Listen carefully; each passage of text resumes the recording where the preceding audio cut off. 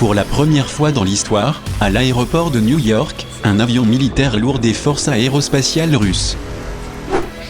Kesako, une attaque, de la provocation, des négociations? Non, c'est une aide humanitaire pendant la pandémie Covid-19 de la Fédération de Russie aux États-Unis.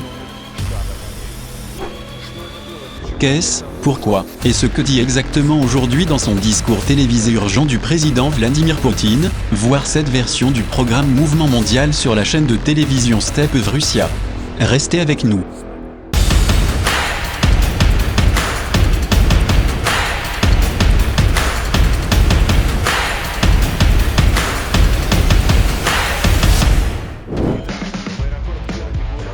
Donc, à l'aéroport Kennedy de New York a atterri avion militaire russe lourd 124 Ruslan. À son bord, des dizaines de tonnes de médicaments si nécessaires pour l'Amérique, des moyens de protection, du matériel médical, et le plus important, appareils de ventilation artificielle.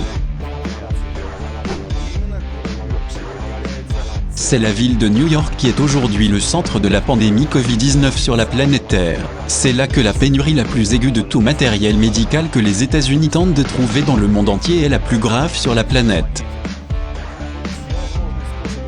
Ils trouvent tous les moyens possibles d'acheter et d'apporter des remèdes à New York en Amérique.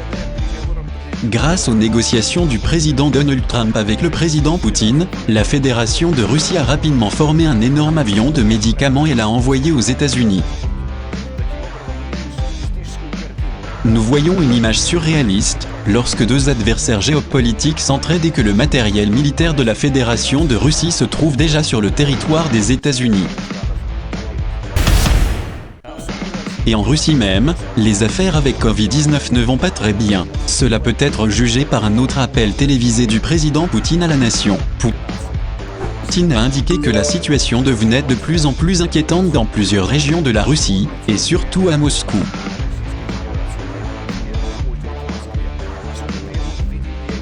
Tout cela nécessite l'introduction de nouvelles mesures urgentes et Vladimir Poutine a prolongé la quarantaine pour pratiquement tout le mois d'avril. Qu'est-ce que ça signifie? Cela signifie que absolument tous les citoyens de la Russie tout le mois sera en congé payé, pour lequel ils sont payés. Dans le même temps, ils doivent être à la maison. Il leur est strictement interdit de quitter leur domicile. Mais la question principale est la suivante, où exactement les entreprises russes prendront-elles de l'argent pour payer les salaires des employés pour ce mois-ci? Pour le mois où l'entreprise est arrêtée, l'entreprise ne fonctionne pas et tous les employés sont à la maison en quarantaine. Il n'y a pas encore de réponse à cette question. C'était un mouvement mondial sur la chaîne de télévision Step Russia. Restez avec nous.